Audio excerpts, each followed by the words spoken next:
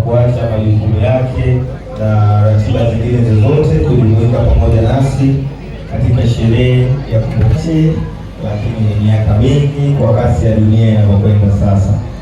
Kwa hivyo sisi kama wazazi tulifikiri kuwa firstborn ni baraka, lakini baraka hizi zinakujaga na majukumu, kwa sababu mbeleni naye atakuja kuwa na wadogo zake, na yeye kama dada atapaswa kuwa kiongozi, atapaswa kuwa mlezi wa wenzie, atapaswa kuwa mfano bora kwa wadogo zake. Kwa hiyo kumtengenezea mazingira na kumwandalia njia iliyo bora, Naya amepata bahati. Kuna apartment inaitwa Naya Villa na ni uwekezaji ambao unaendelea. Mungu akijalia mwishoni mwa mwaka huu tutazindua Naya Villa zingine ambazo hizo zinahusiana na Naya, lakini tukafikiria pia tunapaswa kuwa na product ambayo inaendana na umri wake, inaendana na urembo wake, inaendana na vitu ambavyo naye anapenda na anatumia kila siku. So product hii ni mafuta ambayo yataenda kutumika kwa ajili ya ngozi na yanatumika kwa watoto.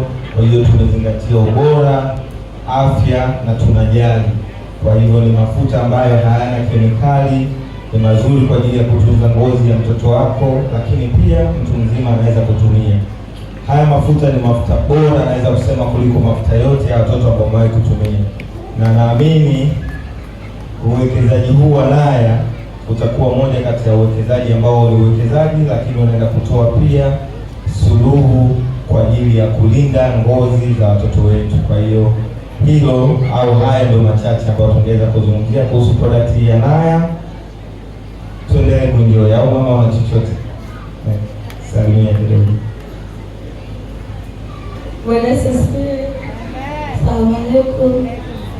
Mimi sina mengi kusema, nashukuru sana kwa familia, marafiki, ndugu, jamaa kwa kujiunga nasi kwa hotuba cha sherehe zenu na sisi. Shauku kwa kamati nzima leo fanikisha hili, nawapenda sana.